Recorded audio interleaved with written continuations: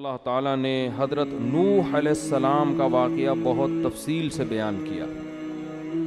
میں بھی بتا دیتا ہوں جلدی جلدی. وَلَقَدْ أَرْسَلْنَا نُوحًا إِلَىٰ قَوْمِهِ، ہم نے نوح کو ان کی قوم کی طرف بھیجا. انہوں نے کہا میں تمہیں اللہ کے عذاب سے ڈراتا ہوں. لوگ کہنے لگے مَا نَرَاكَ إِلَّا بَشَرًا مِثْلَنَا، آپ تو ہماری طرح کے انسان ہیں.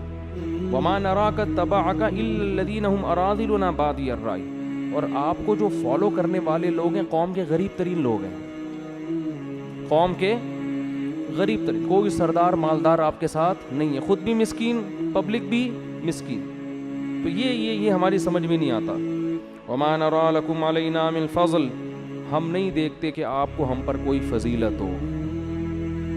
قَالَ يَا قَوْمِ، حضرت نوح علیہ السلام نے کہا کہ دیکھو میں اپنے رب کی طرف سے دلیل پر ہوں، میری دلیل کو دیکھو، میری غربت کو مت دیکھو.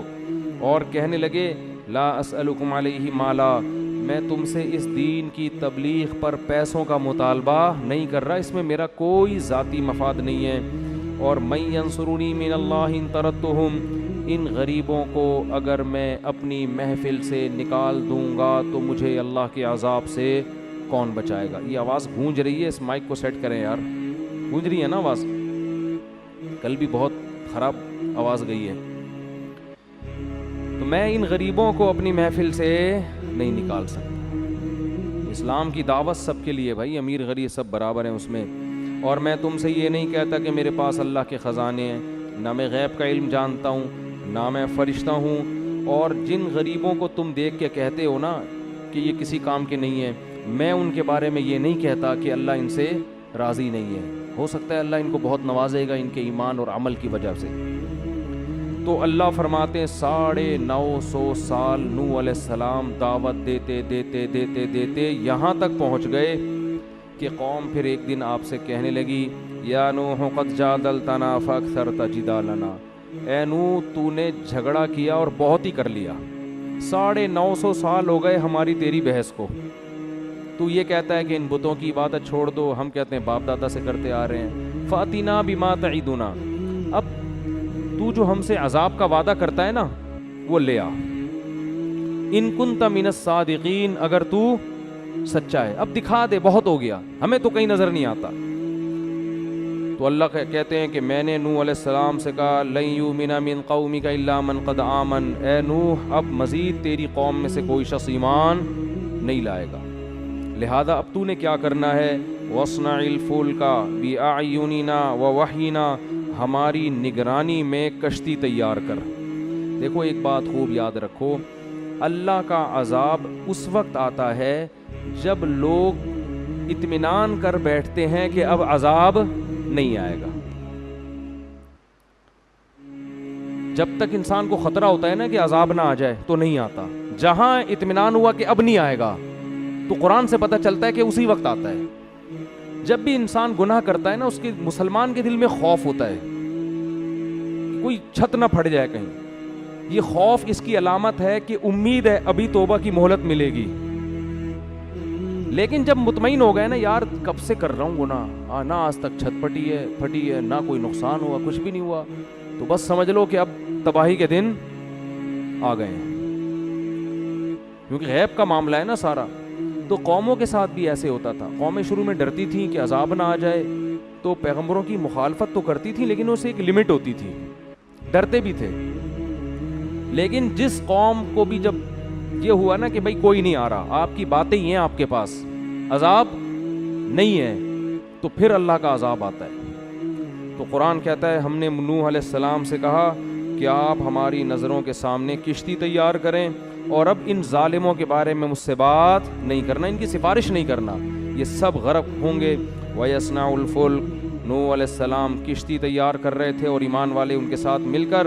وَكُلَّمَا مَرَّ عَلَيْهِ مَلَأٌ مِّن قَوْمِهِ سَخِرُوا مِنْهُ، جب بھی قوم کے سردار لوگ وہاں سے گزرتے مذاق اڑاتے کہ نہ قریب میں کوئی دریا ہے نہ کوئی سمندر ہے، اور خشکیوں میں کیا تیار ہو رہی ہے، کشتی. خوب اچھی طرح سمجھ لو، یہ جو ہمارا ایجوکیٹڈ طبقہ ہے نا یونیورسٹیوں کا، یہ سمجھتا ہے کہ دلیل صرف کسی سائنٹیفک حقیقت کو ہی کہتے ہیں، کسی سچے کی خبر ان کی نظر میں دلیل نہیں ہوتی. یہ جو پڑھا لکھا طبقہ ہے نا, یہ کس چیز سے دھوکے میں آیا ہے کہ یار نہ ہمیں قبر کا عذاب نظر آ رہا ہے, نہ ہم نے قوم عاد قوم سمود کو تباہ ہوتے ہوئے دیکھا, یہ تو نیچرل ہے سب کچھ. وہ سمجھتے ہیں کہ جو سائنسدان کہے گا نا وہی صحیح ہو سکتا ہے, اس کے علاوہ کچھ صحیح بولو نہیں ہو سکتا. حالانکہ خبر جو ہے نا, خبر کسی سچے کی خبر, یہ خود ایک دلیل ہے. مثال کے طور پر دیکھو, میں نے شہیدوں کے خون کی خوشبو اپنی ناک سے سونگھی ہے, خدا کی قسم. سائنسدان مانے گا اس کو؟ میں اگر لمس یونیورسٹی میں جا کے بتاؤں کہ میں نے شہیدوں کی کئی مہینے پرانی لاشیں بھی محفوظ دیکھی اور ان کے خون میں خوشبو بھی دیکھی ہے, تو وہ کیا کریں گے؟ شاید کسی نے پرفیوم ڈال دیا, وہ یہ کہیں گے نا. کیا خیال ہے بھائی؟ لیکن عقل مند آدمی وہ کہے گا کہ یار مولانا صاحب کا کوئی مفاد بھی نہیں ہے اس خبر میں, قرآن سامنے رکھ کر ممبر پہ بیٹھ کے جھوٹ نہیں بولیں گے. تو جو مجھے سچا سمجھتا ہے اس کی نظر میں میری یہ خبر ہی دلیل, اس کے لیے دلیل کے طور پر کافی ہے. تو ہماری کیا حیثیت, جنہوں نے پیغمبروں کے معجزوں کو اپنی آنکھوں سے دیکھا, ان کے لیے پیغمبر کا قول سائنسدانوں سے ہزارہا گنا بڑھ کر کیا ہوتی ہے؟ حجت اور دلیل. تو ہمارے لیے محمد صلی اللہ علیہ وسلم کا جو قول ہے یہ سائنس اور سائنسدانوں سے بڑھ کر اس کی ویلیو ہے. وجہ اس کی یہ کہ ان کا سچا ہونا اتنے مضبوط دلائل سے ثابت ہے, موسیٰ علیہ السلام کا سچا ہونا, عیسیٰ ابن مریم کا سچا ہونا, کہ اس سے زیادہ دلائل کسی کے سچے ہونے پر قائم ہو نہیں سکتے. تو اب وہ بیوقوف لوگ, انہیں چاہیے تھا کہ 950 سال جو پیغمبر تبلیغ کر رہا ہے اور اس میں ان کا اپنا مفاد نہیں ہے, کوئی مفاد نہیں ہوتا تو 950 سال کون لگا رہتا ہے بھائی کسی کے پیچھے؟ کچھ بھی نہیں مل رہا, نہ کوئی ہدیے مل رہے ہیں, نہ کوئی نذرانے مل رہے ہیں, کخ بھی نہیں مل رہا. اور دوسری بات یہ کہ ان کی باتیں بھی ٹھیک ہیں, جتنی باتیں کر رہے ہیں یہ کیا کر رہے ہیں؟ صحیح کر رہے ہیں کہ پتھروں کے بنے ہوئے بتوں کی عبادت مت کرو. بات بھی صحیح ہے, بندہ بھی ٹھیک ہے, تو اس سے بڑی کیا دلیل ہوگی کہ یہ سچ بول رہے ہیں؟ تو اب عقل مندی کا تقاضا تھا کہ وہ جب یہ کہتے کہ طوفان آنے والا ہے اور اللہ آسمان سے بارشیں برسائے گا, طوفان برسائے گا, جو کشتی میں بیٹھ جائے گا وہ بچ جائے گا, جو نہیں بیٹھے گا وہ نہیں بچے گا, تو عقل مندی کا تقاضا تھا کہ مان لیتے کہ بھائی یہ جو خبر دے رہے ہیں ویسا ہی ہوگا, اللہ کچھ کرنے کے لیے سائنس کا محتاج نہیں ہے. لیکن وہ احمق اور بیوقوف وہ حضرت نوح علیہ السلام کا مذاق اڑاتے تھے, کیونکہ ان کے جو محکمہ موسمیات والے تھے وہ یہ خبریں دے رہے تھے کہ بارش کا دور دور تک بھی کوئی امکان نہیں ہے, بہت مشکل ہے. وہ محکمہ موسمیات کو دیکھ رہے تھے کہ نہ یہ سیزن ہے بارش کا, اور اگر بارش ہو بھی گئی تو کشتی کی کیا ضرورت ہے بھائی. یہ ہے ٹیکنیکل فالٹ جو آج ہمارے لبرل طبقے میں پایا جاتا ہے. تو کہہ رہے تھے بارش کہاں سے, اور ہو بھی گئی بارش. محکمہ موسمیات کی خبریں جب آج غلط نکلتی ہیں تو اس وقت بھی ہو سکتے ہیں نکلتی ہوں. ان کے جو محکمہ موسمیات تھے نا وہ ایسے ہی پہاڑوں پہ ادھر ادھر دیکھ کے, موسم تو ہوتے ہیں نا بارشوں کے, اس سے ہی اندازہ ہو جاتا ہے کہ ابھی یہ کون سا سیزن چل رہا ہے بارش کا. تو اس لیے قرآن کہہ رہا ہے وہ بجائے ڈرنے کے کہ اب تو واقعی عذاب آ رہا ہے, اب تو یہ کشتی بنا رہے ہیں, طوفان کی خبریں آ رہی ہیں, تو قرآن کہہ رہا ہے کلما مر علیہ ملأ من قومہ سخروا منہ, جب بھی قوم کے سردار گزرتے نا مذاق اڑاتے. دیکھو وہاں بھی غریب لوگ مذاق نہیں اڑاتے تھے, مذاق اڑانے کے لیے پیٹ کا بھرا ہونا ضروری ہے.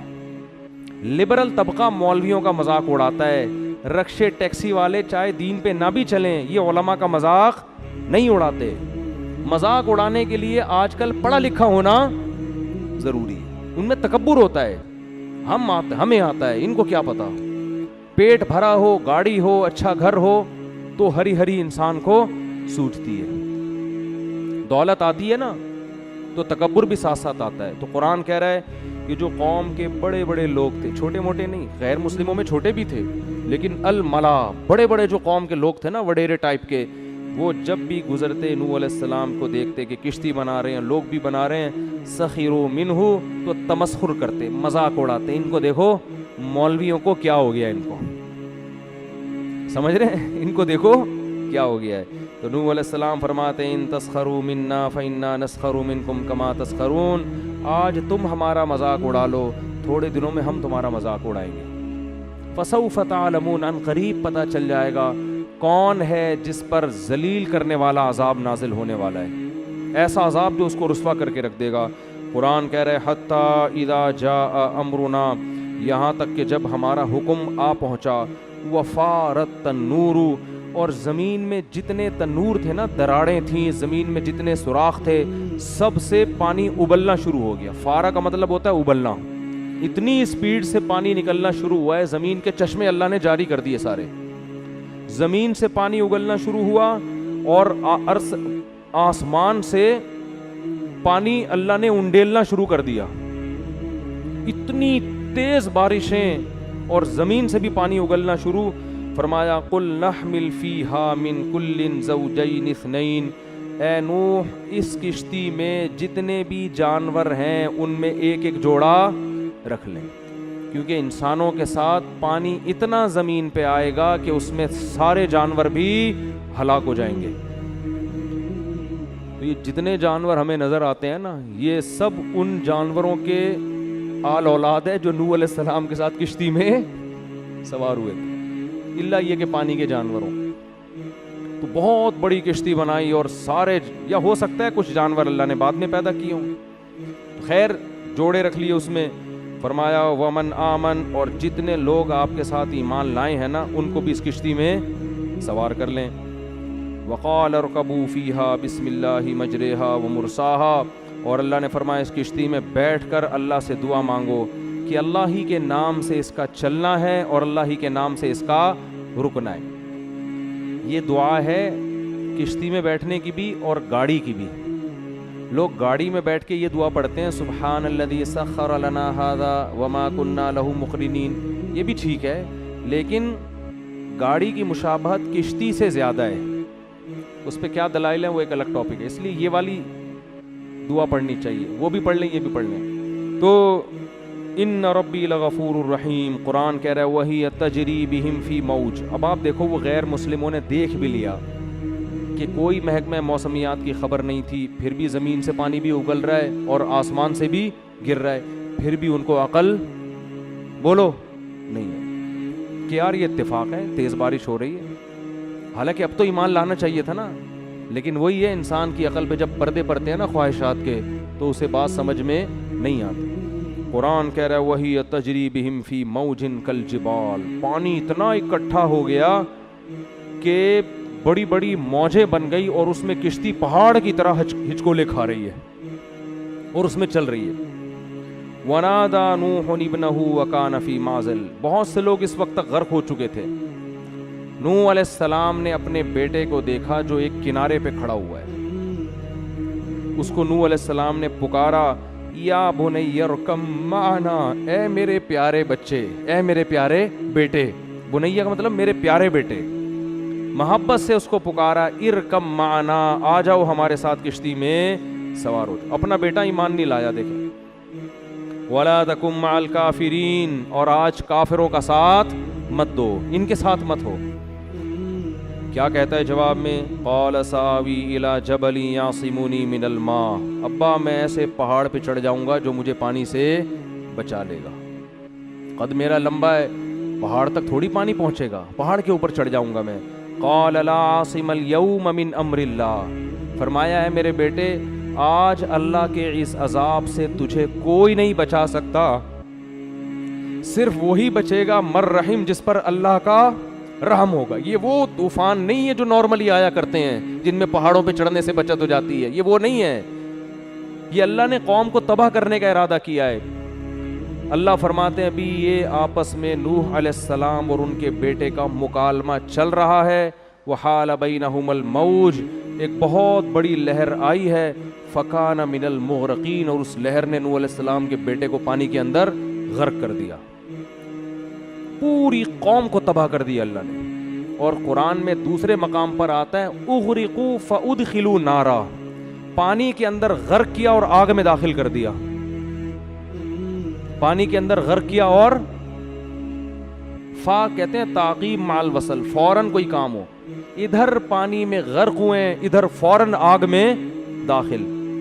اس سے علماء نے استدلال کیا ہے کہ عذاب قبر کے لیے قبر میں دفن ہونا ضروری نہیں ہے. اگر کسی کی لاش کو آپ پانی کے اندر بھی پھینک دیں گے, اللہ اسی پانی کے اندر قبر کا عذاب اس کے لیے پیدا کر دے گا, اور قبر کے عذاب میں آگ ہوتی ہے, اسی پانی کے اندر اللہ اس کے لیے آگ کا انتظام کریں گے. یہ بالکل ایسے ہی ہے جیسے آپ ایئر کنڈیشن روم میں سو رہے ہو اور آپ کو خواب میں پھانسی کے گھاٹ پہ لے جایا جا رہا ہو, خواب میں آپ کو آگ میں ڈالا جا رہا ہو, تو کس قدر تکلیف ہوگی آپ کو. حالانکہ آپ کی باڈی کہاں رکھی ہوئی ہے, اے سی ایئر کنڈیشن ٹھنڈی جگہ پہ رکھی ہوئی ہے, برف میں آپ لیٹے ہوئے ہیں. تو جیسے سوتا ہوا آدمی, اس پر جو گزر رہی ہوتی ہے وہ سوتا ہوا آدمی جانتا ہے, ایسے ہی مرنے کے بعد آپ قبر کے اندر ہوں یا پانی کے اندر ہوں, لیکن آپ پہ جو گزرتی ہے وہ آپ جانتے ہیں اور آپ کا رب جانتا ہے. اللہ ہم سب کو اس عذاب قبر سے محفوظ رکھے. فرعون کے بارے میں بھی ہے. فرعون تو ہمیں عجائب گھر میں نظر آتا ہے لیٹا ہوا, قرآن کہہ رہے ہیں نہیں, النار ایک آگ ہے, یعرضون علیہا غدوا وعشیا, اس آگ میں اس کو صبح بھی جلایا جاتا ہے اور شام بھی جلایا جاتا ہے. ویوم تقوم الساعہ, اور جس دن قیامت قائم ہوگی, ادخلوا آل فرعون اشد العذاب, حکم ہوگا کہ اس سے بڑی آگ میں اس کو داخل کر دو. برزخ تو کم درجے کا عذاب ہے, جہنم اس سے بڑی چیز ہے. اللہ ہم سب کو محفوظ رکھے. تو فرمایا فکان من المغرقین وقیل یا ارض ابلعی ماءک, اتنا پانی تھا نا زمین میں, اتنا پانی پیدا ہو چکا تھا کہ قرآن کی بلاغت دیکھو. اب ایسا نہیں ہوا کہ اللہ نے زمین کو حکم دیا ہو کہ پانی آہستہ آہستہ, جیسے بہت زیادہ پانی جب کھڑا ہو جاتا ہے تو اس کو ختم ہونے میں بھی کئی مہینے لگتے ہیں, پانی جذب ہونے میں, ہوا میں اڑنے میں, دھوپ بخارات بن کے. لیکن اتنا پانی ہو گیا تھا کہ اب انسانوں کے لیے زمین پہ رہنا ممکن نہیں تھا. اس لیے قرآن کہتا ہے قیل یا ارض, اللہ فرماتے ہم نے کہا اے زمین, ابلعی ماءکی, پانی کو نگلنا شروع کر, جذب نہیں کرنا ہے, گھونٹ بھر بھر کے بولو پینا ہے, تو نے نگلنا ہے. وَيَا سَمَاءُ أَقْلِعِي, اور آسمان سے اتنا پانی برس رہا تھا کہ اللہ نے آسمان کو تھمنے کا حکم نہیں دیا, کیونکہ اتنا پانی جب برستا ہے تو تھمتے تھمتے بھی بہت برس جاتا ہے. تو اللہ فرماتے ہم نے کہا اقلعی, اس پانی کو اکھاڑ کے پھینک دے. جیسے کوئی چیز جڑ سے اکھاڑ کے پھینک دی جاتی ہے نا, اس کا نام و نشان ختم ہو. یہ بلاغت ہے قرآن کی کہ اس پانی سے اپنا کنیکشن کیا کر دے, ختم, تعلق ختم کر دے, ایسے ایک دم اسٹاپ, رک جائے. اس طرح سے اس پانی کو اپنا تعلق اس سے کیا کر دے, جیسے درخت جڑ سے اکھاڑ کے پھینکا جاتا ہے نا. یہ بلاغت ہے قرآن کی کہ اتنا پانی تھا کہ اس کو روکنے کے لیے آسمان کو حکم دیا جا رہا ہے کہ اس کی جڑ سے اکھاڑ دے, اس کو ذرا بھی نام و نشان باقی نہ رہے, ورنہ تباہ ہو جائے گی زمین. اور اے زمین ابلعی, اس پانی کو کیا کر, نگل, گھونٹ بھر بھر کے. فرمایا وغیض الماء, پانی سارا زمین میں خشک ہو گیا. وقضی الامر, اور اللہ نے جو فیصلہ کرنا تھا وہ کر دیا. واستوت علی الجودی, اور جودی ایک پہاڑ تھا, اس پہاڑ پہ نوح علیہ السلام کی کشتی جا کے ٹھہر گئی.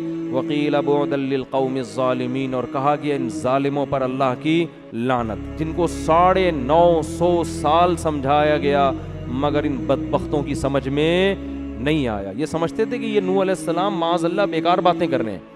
آج بھی ایسا ہی ہے بھائی, اسلام کی دعوت, یہ حلال ہے, یہ حرام ہے, زنا کے قریب مت جاؤ, سود مت کھاؤ, نماز قضا مت کرو, یا آپ باتیں سمجھاؤ نا تو دنیا میں سب سے فضول باتیں انسان کو یہ لگتی ہیں. کوئی اور بات کرو تو ایک دم اس کو بتاؤ یار وہ ایک پلاٹ آیا ہوا مارکیٹ میں بکنے کے لیے, فوراً کان کھڑے ہو جائے, یار وہ بحریہ ٹاؤن کے پلاٹ ہو گئے ہیں تھوڑے سے سستے, ایک دم آدمی جوش میں آ جائے. ہوتا ہے کہ نہیں ہوتا؟ تو ہماری نظر میں سب سے ہلکی دعوت اللہ کی ہے, اللہ کی نظر میں سب سے بھاری دعوت اللہ کی ہے, تو اللہ کی نظر میں سب سے زیادہ اہمیت اس کی ہے. تو قرآن کہتا ہے وَنَادَى نُوحٌ رَبَّهُ, نوح علیہ السلام نے اپنے رب کو پکارا. فقال رب ان ابنی من اہلی, اے اللہ میرا بیٹا بھی میرے اہل و عیال میں سے ہے اور وہ میرے آنکھوں کے سامنے غرق ہو گیا. وَإِنَّ وَعْدَكَ الْحَقُّ, تو نے وعدہ کیا تھا کہ میرے اہل و عیال کی حفاظت کرے گا, تیرا وعدہ جھوٹا نہیں ہو سکتا. اللہ تعالیٰ فرماتے ہیں یا نوح انہو لیس من اہلک, تیرا بیٹا تیرے اہل و عیال میں سے نہیں ہے، انہو عمل غیر صالح، اس کا عمل ٹھیک نہیں ہے، فلا تسألنی ما لیس لک بہ علم، ایسا سوال مجھ سے مت کر جس کے جائز ہونے کی تیرے پاس دلیل نہیں ہے، انی اعظک ان تکون من الجاہلین، اے نوح میں تجھے نصیحت کر رہا ہوں تاکہ تو ناسمجھ لوگوں میں سے نہ ہو جائے۔ حضرت نوح علیہ السلام کو اندازہ ہوا کہ اللہ میرے اس مطالبے پہ شدید غضبناک ہوئے، فوراً توبہ استغفار کرنے لگے۔ اعوذ بک ان اسألک ما لیس بہ علم، اے اللہ میں تیری پناہ مانگتا ہوں کہ میں تجھ سے ایسی دعا مانگوں جس کے جائز ہونے کی میرے پاس دلیل نہ ہو، وَإِلَّا تَغْفِرْ لِي وَتَرْحَمْنِي، اگر تو نے میرے اس دعا پر میری مغفرت نہ کی اور مجھ پہ رحم نہ کیا، اکم من الخاسرین، میں خسارے والوں میں سے ہو جاؤں گا۔ مغفرت کرنے کے میں نے یہ دعا کیوں مانگی؟ قیل یا نوح اہبط بسلام منا، اللہ فرماتے ہم نے نوح سے کہا ہے نوح اہبط، اتر جا اب زمین پر۔ نوح علیہ السلام کا طوفان وہ تھا جس میں ساری دنیا کے سارے انسانوں کو اللہ نے ہلاک کر دیا تھا، یا تو اس لیے کہ طوفان پوری زمین پر آیا، یا اس لیے کہ اس وقت دنیا کی آبادی اسی ایریے میں تھی، سب لاکھوں لوگ تھے، سب ہلاک ہو گئے۔ اللہ کہتے ہیں ہم نے نوح سے کہا کہ آپ سلامتی کے ساتھ اتر جائیں، وبرکات علیک، اب اللہ کی آپ پر برکتیں ہوں گی کیونکہ زمین گناہوں سے پاک ہو گئی ہے، وعلی امم ممن معک، اور جو لوگ آپ کے ساتھ ہیں ان پر بھی اللہ کی برکتیں۔ تو نوح علیہ السلام کے 3 بیٹے تھے، اس میں حام، سام اور یافس، جن کے نام آسمانی کتابوں میں لکھے ہوئے ہیں۔ آگے جتنی بھی نسل چلی ہے وہ ان 3 بیٹوں سے چلی ہے، تو اسی لیے حضرت نوح علیہ السلام کو آدم ثانی کہا جاتا ہے، دوسرے آدم۔ ہم سب کا شجرہ نسب نوح علیہ السلام سے جا کے ملتا ہے، کسی کا حام سے، کسی کا سام سے، کسی کا یافس سے۔ اب پتہ نہیں آپ کس ان میں سے، ہو سکتا ہے ہمارے چچا زاد بھائی بیٹھے ہوئے ہوں یہاں پہ آپ، ٹھیک ہے نا؟ وہ تینوں بیٹے پھیل گئے تھے دنیا میں، پھر وہ ایک شیعہ ذاکر ہیں، انہوں نے تو پھر اتنی لمبی نسل ان کی چلائی ہے کہ وہ ایک بیٹی ملیشیا تھی، اس کا نام ملیشیا پڑ گیا، پھر ایک کراچی آئی تو اس کا نام، وہ تو پورا ان کا پروگرام تھا نا، جن کا انتقال ہو گیا وہ تھوڑا زیادہ ہو گیا تھا، ٹھیک ہے نا، وہ تھوڑا کیا ہو گیا تھا کہ وہ پھر ایک بیٹا وہاں چلا گیا، پھر اس کی ایک بچی کی شادی ہوئی، وہ وہاں گئی تو اس کا نام ملیشیا تھا، تو اس کا نام ملیشیا پڑ گیا، تو کراچی کے وطن پورا انہوں نے رپورٹ پیش کی۔ بہرحال تو اللہ فرماتے ہم نے نوح سے کہا کہ آپ پر اللہ کی برکتیں، وَأُمَمٌ سَنُمَتِّعُهُمْ، اور ایک قوم ہوگی جن کو ہم فائدہ دیں گے اور پھر ان کو بھی یہی دردناک عذاب پہنچے گا، کیونکہ ابھی تو یہ صحیح چلیں گے، آہستہ آہستہ ان کی نسل میں پھر نافرمان لوگ پیدا ہونا شروع ہو جائیں۔ جیسے تبلیغ میں جب چلہ لگا کے آؤ نا، 4 دن تک تو ایسا لگتا ہے اس سے زیادہ نیک دنیا میں کوئی پیدا ہوا ہی نہیں ہے، تھوڑے دنوں میں پھر وہیں ڈرامہ دیکھ رہا ہوگا بیٹھ کے۔ اعتکاف میں 10 دن لگا کے جاتے ہیں، ایسا لگتا ہے فرشتہ پیدا ہو گیا ہے، 1 ہفتے کے بعد اس کو خود تعجب ہوتا ہے مجھے ہو کیا گیا یار، میں تھا کیا، پھر وہی فلمیں، ڈرامے، یہ سب چیزیں۔ تو یہ انسان پہ غفلت کے پردے پڑے ہوئے ہیں، تو اللہ نے بتا دیا کہ ابھی تک تو آپ کی قوم پہ برکتیں، لیکن ان کی نسلوں میں ایسی قومیں پیدا ہوں گی کہ ان کو پھر ہماری طرف سے دردناک عذاب پہنچے گا، اور میں یاد دہانی کے لیے ان کے پاس بھی پیغمبروں کو بھیجوں گا۔ تو اللہ نے اس قوم کو تباہ کیا۔